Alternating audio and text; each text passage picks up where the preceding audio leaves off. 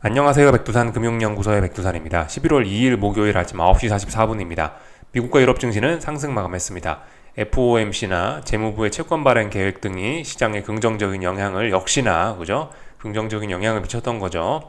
그래서 상승 마감을 했고 상승률이 오래간만에 조금 좀 나왔습니다. 그래서 오랜 시간 하락의 기운에 눌려있던 시장이 좀 활개를 핀 하루였습니다.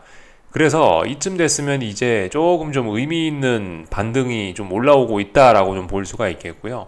이제 또 우리는 슬슬 또 고민을 해봐야 되는 시점으로 진입이 되는 겁니다. 물론 항상 고민은 하고 있지만 반등시 매도 전략, 세계 증시가 하락 추세로 전환이 되긴 됐죠. 하락 추세로 전환이 됐기 때문에 애매한 순간이다라고 계속 좀 말씀을 드렸는데 지금까지는요. 이제는 애매한 순간에서 좀 탈피를 한 겁니다. 이제는요. 저렇게 반등을 하면서 이제는 뭔가 반등시 매도 전략을 할 만한 그런 메리트가 조금은 등장한 이제 그런 시점이라고 생각하시면 되겠습니다. 그래서 고민해야죠. 그죠? 언제쯤 반등시 매도 전략을 구체적으로 실현을 할까? 언제쯤? 그거를 좀 고민을 해야 될 시점이라고 생각을 합니다. 물론 당장은 아니죠. 올라가고 있으니까 더 올라갈 수 있다. 라고 이렇게 생각을 하시는 게 맞을 것 같고요. 기다려 봐야 된다. 이렇게 말씀드릴 수가 있겠습니다. 그래서 뭐 보시다시피 이렇게 쭉쭉쭉 올라오고 있고 오래간만에 의미 있게 올라왔다 나스닥인데요. 그러니까 반등시 매도 전략 하락 추세니까 올라오면은 아래로 후려쳐야 되지 않겠냐. 언제 어떻게 후려칠 거냐. 여기서 구체적인 타이밍을 봐야 된다라는 거죠. 여기까지 말씀드리면 일단 간단하게 이 전반적인 상황 말씀 다 드린 것 같고요. 이거는 미국과 유럽 증시뿐만이 아니고 오늘 아시아 증시나 뭐 전 세계 증시에 다 해당이 공통적으로 되는 이야기입니다. 그래서 이제 현금 비중 확보해 놓으셨던 분들은 고민 좀 해보시라 이런 이야기 드리면 될 것 같고, 어젯밤 있었던 일들 좀 하나씩 좀 살펴봐야 되겠습니다. 워낙 많은 일들이 있어서요. 우선은 경제지표 시간 순서대로 쭉쭉쭉 살펴보겠습니다. 가장 먼저 발표가 된 게 ADP 고용지표였습니다. ADP 고용지표 예상치가 150만이었는 예상치가 15만이었는데 11만 3천 나왔기 때문에 예상치를 하회했죠. 이것은 금리가 올라가는 요인입니까? 떨어지는 요인입니까? 당연히 금리가 떨어지는 요인입니다. 그죠? 금리가 떨어지는 요인이기 때문에 이것 때문에 일단 금리의 하락세가 잠깐 시동이 걸렸다. 그리고 나서 이제 여기엔 나오지 않지만은 중요했던 거 있죠. 재무부의 채권 발행 계획이 9시 반쯤 한국 시간으로 9시 반쯤 발표가 됐는데 거기에서 이제 모두가 예상했던 그런 결과가 나왔죠. 역시 옐런은 바보가 아닙니다. 장기물 금리가 너무 많이 치솟고 있다라는 거에 부담을 느껴서 그 부분을 개선을 했죠. 그래서 장기물 채권 발행 비중을 좀 줄이고 단기물 채권 발행 비중을 조금 높였다. 이렇게 조정을 했습니다. 이게 데이터로 나왔어요. 9시 반에. 이 소식을 보고 나서 본격적으로 금리들이 쭉쭉쭉 떨어지기 시작했고요. 금리가 쭉쭉 떨어지면서 증시는 더욱더 상승 탄력을 받게 되었죠. 그리고 이제 미국 증시가 개장을 하고 나서 제조업 지표가 쭉 발표가 되고 고용 지표가 발표가 됐는데요. 솔직히 이 고용 지표는 뭐 그다지 영향을 좀 안 미쳤다라고 보시는 게 좋을 것 같습니다. 왜냐하면은 보시면 9월 달 써 있죠. September 써 있죠. 조금 좀 지난 값이기 때문에 또 그리고 예상치에 그다지 크게 차이가 나지는 않기 때문에 일단 이거는 별 영향을 미쳤지 못했다라고 생각하시면 좋을 것 같고, 이 제조업 지표가 좀 중요한데 제조업 지표가 보시다시피 이 좀 빨간색이 보이지 않습니까? 빨간색이라는 건 안 좋다라는 건데 예상치를 하회를 했어요. 좀 크게 하회를 했습니다. 예상치가 50.3인데 46.8 나왔다든가 49였는데 46.7 나왔다든가 예상치를 좀 많이 하회했습니다. 물론 괜찮은 것도 있는데요. 대부분 예상치를 좀 많이 하회했기 때문에 여기에 대해서 또 미국 경제가 둔화되는 거 아니냐라는 우려가 좀 등장하게 됐죠. 물론 지금은 이 우려가 증시의 공포로 나타나는 게 아닙니다. 그죠? 이 ADP 고용지표와 같이 이렇게 경제지표가 안 좋게 나온 거는 금리가 올라가는 요인이 아니고 금리가 떨어지는 요인이죠. 지금 시장은 그겁니다. 별다른 생각이 없어요. 지금 금리가 올라가면 무조건 안 좋고요. 금리가 떨어지면은 좋습니다. 증시예요. 이렇게 간단하게 생각을 하고 있는 증시이기 때문에 지금 일단 금리가 올라가냐 떨어지냐가 중요합니다. 그래서 이런 요인들이 금리를 떨어지게 했다. 그래서 금리가 계속해서 떨어지면서 증시는 계속해서 올라갔다라는 겁니다. 그리고 나서 한동안 별일 없다가 FOMC 회의에서 파월 의장이 특별한 이야기를 하지는 않았거든요. 그래서 파월 연설까지 쭉 확인한 시장은 장 막판까지 상승률을 장 막판까지 상승을 계속 이어갔다. 그래서 보시다시피 그죠? 여러 가지 이슈들로 인해서 장 초반에 살짝 상승 출발한, 금리가 떨어지니까 상승 출발한 미국 증시는 하루 종일 빌빌빌빌 하다가 FOMC 회의 나온 이후에 더욱더 상승률을 확대시키면서 이렇게 오래간만에 좀 급등에 가까운 그런 마감을 했다. 이렇게 많이 올랐으니까 대부분 전 종목이 뭐 좋았을 수 있다라고 뭐 생각을 할 수 있긴 있는데요. 전반적으로 금리 부담이 좀 줄어들었기 때문에 시장 전반적으로 호재죠. 그래서 오래간만에 모든 지수들이 다 사이좋게 좀 오르긴 올랐는데요. 역시나 금리가 떨어진다라고 한다면 IT 빅테크가 아무래도 가장 좋은 영향을 받긴 받을 겁니다. IT 빅테크가 좀 많이 올라가지고 뭐 그동안 급락하던 테슬라 이런 게 좀 회복을 하고, 아마존, 엔비디아 이런 친구들이 좀 회복을 하면서, 한동안 많이 폭락했던 메타 이런 친구들이 좀 회복을 하면서 IT 빅테크가 많이 올라왔고요. 아무래도 이제 미국도 비슷합니다. 그죠? IT 빅테크로 돈이 쏠리면은 이 중소형주들이 좀 서운할 수밖에 없다. 러셀이 그래서 좀 안 좋았다. 이 정도 모습을 확인할 수 있겠습니다. 이 보시면 미국 증시도 초록불이 골고루 들어온 게 아니고, 이 오른쪽에 있는, 오른쪽에서 돈을 빼갖고 지금 왼쪽에다 메운 그런 느낌이죠. 그렇기 때문에 하여튼 이런 그 지수별로 차이가 좀 나긴 났다. 하지만 공통적으로 다 이야기할 수 있는 건 다 탄력적인 반등이 이제 의미 있게 올라오고 있다. 탄력적인 반등이 의미 있게 올라오니까 하락 추세니까 반등시 매도 전략을 언제 해야 되느냐, 이제 이 구체적인 고민을 할 시점이라고 생각을 합니다. 그래서 어젯밤에 이 미국 증시는, 금융시장은 금리 하락에 포커스가 맞춰진 거죠. FOMC고 뭐고 이런 거 없습니다. 금리가 떨어졌다, 재무부가 도와줬다, 연준이 도와줬다, 뭐 이래서 금리가 떨어졌는데, 이런저런 요인들로 인해서 금리가 떨어졌다는 거에 환호를 해서 움직이는 하루였습니다. 그래서 일단 쭉 내용을 살펴봤고요. 뭐 특별히 다른 거는 이야기할 게 없을 것 같아요. 제가 봤을 때 증시에서요. S&P가 4200 돌파 한장 하고 나서 어제 돌파 한장 했고, 그리고 이틀 전에 돌파 한장 했고, 어젯밤에 신나게 올랐으니까 탄력적인 반등 중인 거 맞고요. 이제 저항 찾아 들어가시면 됩니다. 예를 들면 여기가 이 10월 3일, 4일 이때쯤 만들어놨던 이 자리가 한 4260, 뭐 70 정도 되는 그런 자리인데요. 이 자리가 어떤 저항으로서 또 어떤 또 저항이겠죠. 이 자리를 어떻게 소화를 하는지 잘 보시면 좋을 것 같습니다. 넘어가지 못하면 또 꺾인다 보시면 될 것 같고요. 하여튼 매력적으로 올라온 거예요. 그죠? 반등시 매도 전략을 좀 생각할 만큼 매력적으로 올라온 겁니다. 하락 추세 주니까 반등시 매도 전략이 맞고요. 그리고 나스닥은 뭐 많이 올라왔죠. 많이 올라왔으니까 또 저항 찾아보면 됩니다. 대략적으로 보니까 여기 일단 어딘가 저항이 있다. 여기 9월 말 10월 초에 만들었던 저항이 일봉상에서 한 14,720 정도 되고, 그리고 14,720만 딱 어떤 저항이다라고 하긴 조금 좀 뭐하고, 약간 좀 범위로 보는 게 좋을 것 같은데, 이 정도 범위가 어떤 매물대라고 볼 수가 있겠죠. 이 정도 범위가 이 정도 범위 하단은 여기 지난번 만들어놨던 이 자리고, 상단은 여기 이 자리고, 그죠? 그래서 대략적으로 매물대에 갇혔다. 여기 매물대여서 이게 앞으로 흐름이 어떻게 되느냐에 따라서 꺾일 수도 있고 더 올라갈 수도 있다. 제 생각엔 하방으로 시세가 안정적으로 잘 진행이 되려면은 여기를 이제 넘어가서는 안 될 것 같습니다. 여기쯤에서 적당히 비리비리 하다가 꺾여야지 계속해서 안정적으로 하락 추세가 유지가 될 수 있다라고 생각이 됩니다. 그러니까 이제 여기를 보고 잘 결정을 하면 되겠죠. 이 자리를 또 돌파한 척하고 잘 돌파한 척하고 올라온다. 그럼 결과적으로 또 상승 목표치가 제법 많이 열리는 거기 때문에, 이렇게 되면 또 하방 투자가 또 조금 좀 나가리가 또 하방 투자에 또 제약이 좀 많이 걸릴 수가 있습니다. 그래서 이 자리 테스트가 중요하다. 이렇게 말씀드리겠습니다. 그래서 어젯밤 올라가면서 뭐 당연히 변동성 지수라든가 이런 것들은 뭐 많이 떨어졌을 거고, 러셀 지수 뭐 이런 거 보시다시피 뭐 좀 올라왔죠. 근데 나스닥에 돈이 빨려가지고 뭐 그렇게 많이 올라오진 못했다. 하여튼 얘도 탄력적인 반등 하고 있긴 하다. 탄력적인 반등 중이긴 하다. 반등시 매도 전략 하면 된다. 지금 당장은 아니고 이제 언제 구체적으로 반등시 매도 전략을 할지 타이밍을 찾아 들어가면 된다 말씀을 드려봤습니다. 그래서 이 증시에 관련된 이야기를 쭉 다 했고요. 이제 금리에 관련된 이야기를 좀 해야 될 것 같은데요. 참, 금리와 관련된 이야기를 하기 전에 저기 일단 파월의장이 뭐라고 했나, 그리고 FOMC였으니까 파월의장의 연설 내용 간단하게 좀 우리가 짚고만 넘어가자고요. 핵심 정리만 좀 몇 가지만 하겠습니다. 사실 어젯밤에 이제 시장에 가장 영향을 미친 거는 이거라고 생각하시면 되겠습니다. 고금리가 기업 투자와 주택 시장에 부담을 주고 있다고 언급했다. 요게 이제 가장 중요한 이야기라 생각하시면 되겠습니다.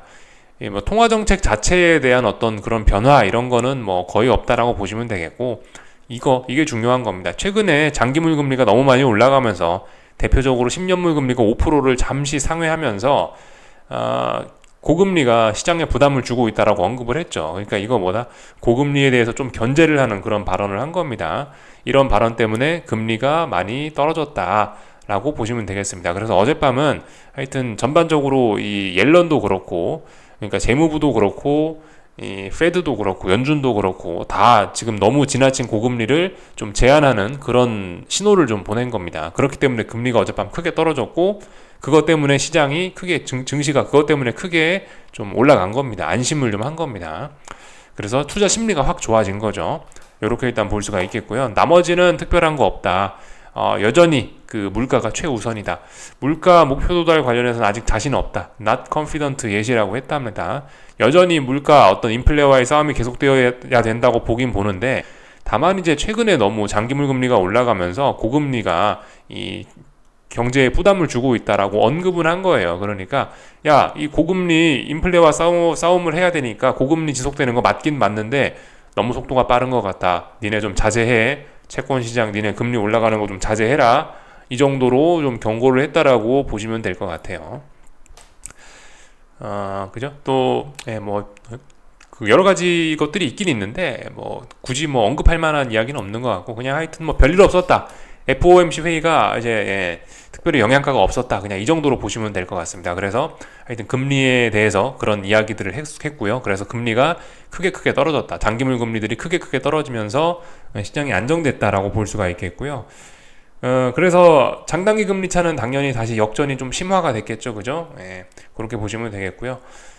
그렇다고 어제 단기물 금리 발행이 더 많아졌다라고 해서 단기물 금리가 올라간 것도 아닙니다. 일단 전반적으로 니네 너무 고금리야 라는 그런 인식이 좀 있었기 때문에 금리가 전반적으로 다 떨어진 겁니다. 그래서 다 같이 금리가 떨어졌는데, 하여튼 장단기 금리 차 역전은 조금 더 심화가 됐다. 정상화가 아니고 역전이 조금 심화가 됐다. 이렇게 일단 보시면 되겠습니다. 근데 일단 전반적인 저의 생각은 같습니다. 전반적인 저의 생각은 같아요. 그러니까 뭐냐면은 아직도 이 금리의 상승세는 완전히 끝나진 않았다라는 생각입니다. 솔직히 좀 투기적인 측면에서 이렇게 말씀을 드리는 거예요. 그러니까 일단은 5% 어젯밤에 연준이라든가 재무부라든가 이런 발언들로 인해서 일단 10년물 국채금리 5%라는 어떤 단기적인 고점, 이 자리에 대한 어떤 부담감은, 이 자리에 대한 그 무게감은 훨씬 더해진 겁니다. 그죠? 5%, 10년물 금리 5% 정도 되는 자리는 연준이나 재무부에서 부담스러워하는 자리가 확실하구나. 조금 이런 생각이 좀 강해졌다라고 보시면 되겠어요. 그래서 어쨌든 이 자리에 대한 어떤 중요성을 확인한 거고, 하지만 제 생각엔 그래요. 좀 투기적인 측면, 기술적인 측면에서 이 상승이 완전히 끝났다라고 보기에는 아직도 좀 어려움이 있다라고 생각이 됩니다. 어젯밤 이제 이렇게 금리가 하락을 하면서 나타난 변화는 기술적인 변화는 뭐냐면요. 지금까지는 이제 금리 4.8을 기준으로 해서 10년물 국채금리 기준으로 해서 4.8을 기준으로 해갖고 기간 조정이었단 말입니다. 기간 조정, 옆으로 기어간다. 기간 조정이었는데, 근데 어젯밤에 이제 4.8을 붕괴시킴으로 인해서 기간 조정이 가격 조정으로 변한 겁니다. 가격 조정. 이제는 좀 어디까지 내려올지 모른다. 가격 조정이 시작이 됐다라고 보시면 될 것 같아요. 가격 조정은 가격 조정인데, 이게 근데 아직까지 이게 완전히 하락 추세로 전환하기에는 확인해야 될 길이 너무 많은 겁니다. 물론 단기적으로 봤을 때 약간 저점과 저점, 고점과 고점이 낮아졌지만 이거는 아직도 조금 좀 그렇다. 아시다시피 금리가 지금 올라가는 주된 요인은 미국 경제가 좋다라는 거죠. 그죠? 미국 경제가 좋다. 그로 인해서 인플레이션이 높고, 그로 인해서 긴축 정책, 그로 인해서 금리가 올라간다. 이게 주요 원인이라 생각하시면 되겠는데, 사실 이런 것들은 어느 정도 지금 시장에 좀 반영이 좀 되어 있는 값이긴 하고요. 그래서 사실 여기서 어떤 금리가 더 치고 올라가려면 뭔가 재료가 있어야 될 것 같다. 뭔가 새로운 재료가 필요하다라는 생각이 좀 들긴 드는데요. 하여튼 그래서 좀 일단 금리의 상승세가 일단은 좀 많이 좀 둔화가 된 건 맞습니다. 근데 일단 그럼에도 불구하고 뭔가 지난 3년간 상승했던 이 흐름을 끝내기 위해서는 뭔가 여전히 한 방이 남았다라는 생각이 있긴 있어요. 에코프로 계속해서 보여드리는데, 에코프로가 그냥 좋은 예시인 것 같아서 자꾸자꾸 이걸 좀 보여드리고 있긴 한데요. 보시다시피 그렇다고요. 약간 지금 이런 자리 부근에 있는 것이 아니냐, 이런 자리에서 한번 쿵 더 빠지더라도 조금 더 빠지는 게 이 엄청난 투기세를 완전히 막을 수 있겠느냐, 개인적으로 좀 그런 생각이 듭니다. 그래서 아직까지 좀 한 방이 남은 것 같다라는 그런 의견은 일단은 계속해서 유지를 하겠습니다. 조정이 조금 심화가 됐구나. 근데 이런 조정이, 이런 가격 조정이 오히려 어떤 자극을 줘갖고 더욱더 탄력적인 상승을 만들어낼 여지도 있긴 있는 겁니다. 일단 사실 어젯밤에 이런 반응들이 나타난 건 사실 자연스러운 일이라고 생각을 하고요. 그래서 이제 앞으로 우리가 이제 확인을 해야 되는 거는 어젯밤의 하락이 이제 진짜인지, 어젯밤 금리가 떨어지는 요인들이 많이 나왔는데, 그래서 떨어진 건 맞는데, 이게 이제 속임수일 수도 있으니까 또 진짜인지, 오늘 밤에 또 올라가면서 이게 또 불안감을 줄 수 있는 게 아닌지, 이런저런 점들을 좀 확인해 봐야 될 필요는 있다라고 봅니다. 하여튼 근데 금리의 상승세가 좀 많이 둔화되긴 했습니다. 그러나 여전히 투기적인 측면에서 한 방은 남았다라는 그런 생각이 조금 좀 있긴 있어요. 그래서 일단 여기까지 좀 말씀을 드려봤고, 하여튼 그래요. 투기적인 측면에서 봤을 때 사실 그쵸, 지금 금리가 많이 올라가고 있었는데 사실 좀 너무 많이 올라온 게 맞긴 맞아요. 너무 좀 부담스러운 자리에 올라왔고, 그렇기 때문에 연준이나 재무부에서 거기에 좀 제약을 건 게 당연한 거고, 이렇게 좀 많이 해먹었으면 솔직히 이쯤에서 한 번쯤 그런 뉴스가 좀 나올 만했습니다. 그죠? 그러니까 이런 자리에 저 같은 경우는 이제 금리가 올라간다에다 베팅을 했었는데, 말씀드렸다시피 이런 건 굉장히 좀 투기적인 베팅이고 좀 위험성이 큰 베팅이다 라고 이렇게 일단 좀 말씀을 좀 드릴 수가 있겠습니다. 그래서 일단 어젯밤에 제가 이제 어떻게 했냐라는 이제 단기 매매에 관련된 이야기를 좀 드리면 될 것 같은데요. 어젯밤에 일단은 아무것도 안 하고 일단 그냥 잤습니다. 오늘 어젯밤 움직이는 거 보고 나서 움직여야겠다. 아침에 보고 결정을 하자라는 생각을 했고요. 일단 아침에 일어났는데 보시다시피 이렇게 금리가 크게 떨어졌죠.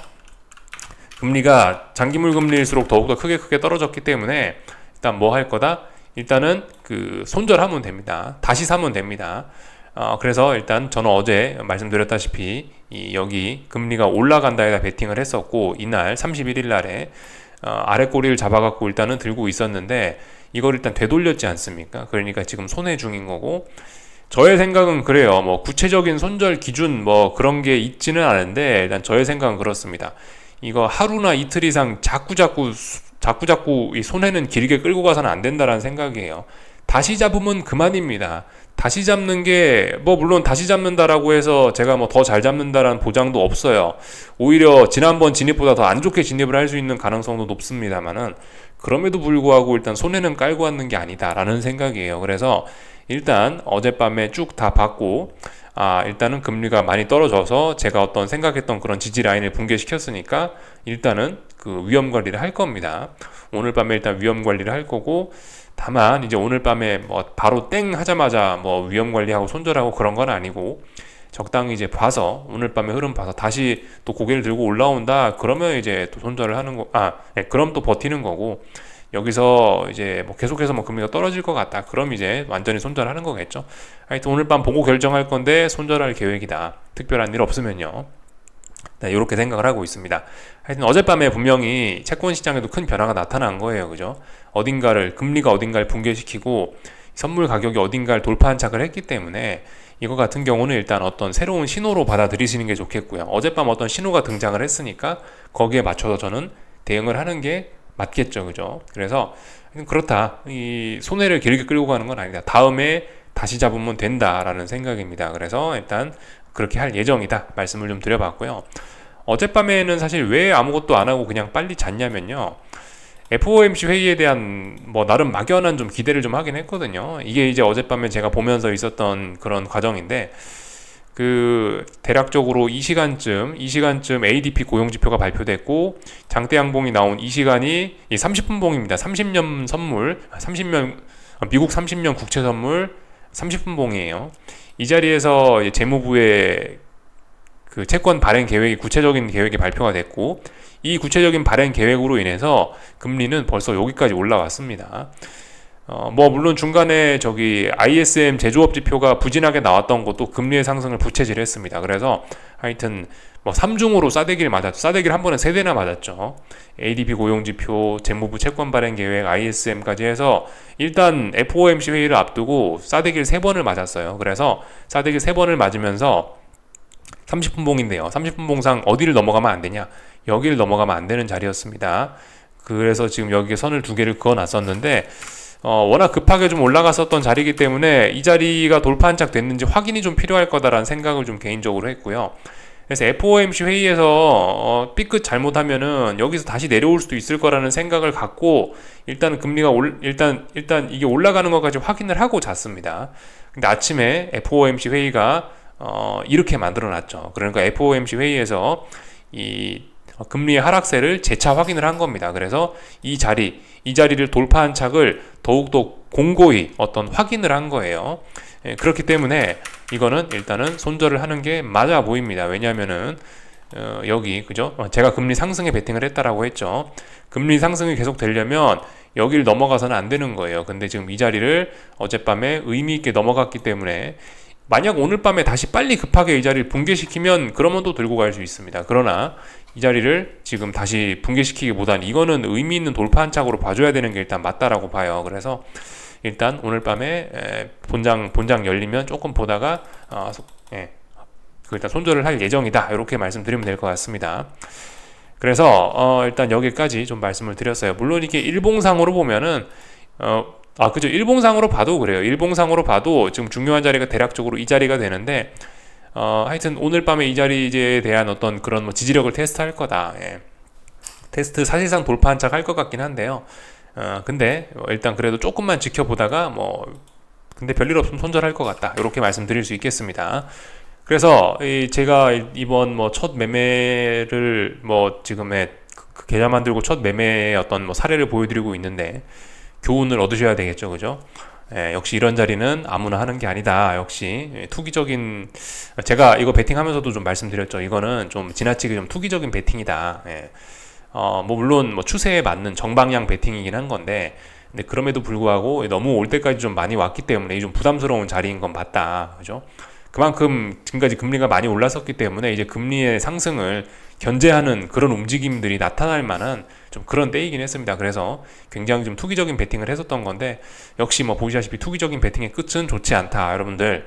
그러니까 좀 에코프로 같이 꼭 이렇게 올라가고 있는 걸 우리는 반드시 추격해갖고 먹고 이런 거 안 해도 된다. 이런 거는 제 생각에 우리의 영역이 아닌 것 같다. 이런 이야기를 좀 드리고 싶습니다. 제 생각에는 일반적인 개인 투자자분들이라면은 이렇게 변동성 확대되어 있을 때 말고 비교적 차분할 때 들어가서 하여튼 중장기적인 투자를 하는 게 역시 가장 어울리지 않나. 개인 투자자들이 하기 가장 좀 그나마 좀 수월한 게 그게 아니냐 싶어요. 그나마 개인 투자자들이 하기 수월한 게 좀 그런 건 것 같다. 너무 투기적인 어떤 이런 단기적인 이런 추격 이런 거는 조금 좀 어려움이 있을 수 있다. 이 정도까지 일단 좀 말씀을 드려봤습니다. 다 봤고요. 어젯밤 국제유가 또 떨어졌네요. 그죠? 특별히 이상한 건 없는 것 같습니다. 결과적으로 오르다 또 떨어졌네요. 하여튼 국제유가 하락 추세로 전환됐다라는 거. 경기 침체에 관한 어떤 그런 생각이 조금 있긴 있나 봐요. 어젯밤 어째 원자재들이 다 좀 비리비리했네요. 달러가 조금 움직여서 그런지 모르겠는데. 하여튼 원자재들은 일제히 좀 안 좋은 모습을 보였다라는 거 정도 확인을 했고, 금리가 아니고 달러는 어젯밤에 지 혼자 그냥 계속 올라가더라고요. 이거는 사실 재무부의 채권 발행 계획 이런 거와 상관없이 그냥 일단은 오히려 그 전날 나왔던 이 양봉, 그죠? 오히려 BOJ의 영향을 받아서 계속해서 좀 올라갔던 게 아닌가라는 생각이 들고요. 결국은 이제 여러 가지 경제 지표들, 그죠? ADP 고용 지표가 안 좋고 ISM 제조업 지표가 안 좋고 이런 모습들이 보이니까 그래서 결과적으로 달러는 떨어진 모양입니다. 역시 이쪽이 저항이에요. 역시 이쪽이 매물되고 그래서 일단 당장은 올라가기가 좀 쉽지가 않아 보인다.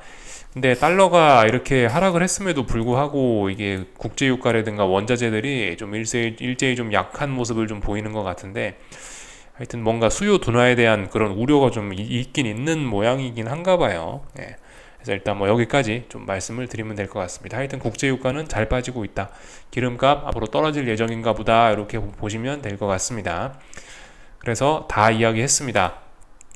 FOMC 회의는 하여튼 별 재미가 없었다. 뭐 이런 내용 정도 말씀드리고, 한국 증시는 이게 보시다시피 오늘 이제 급등을 하고 있는데요.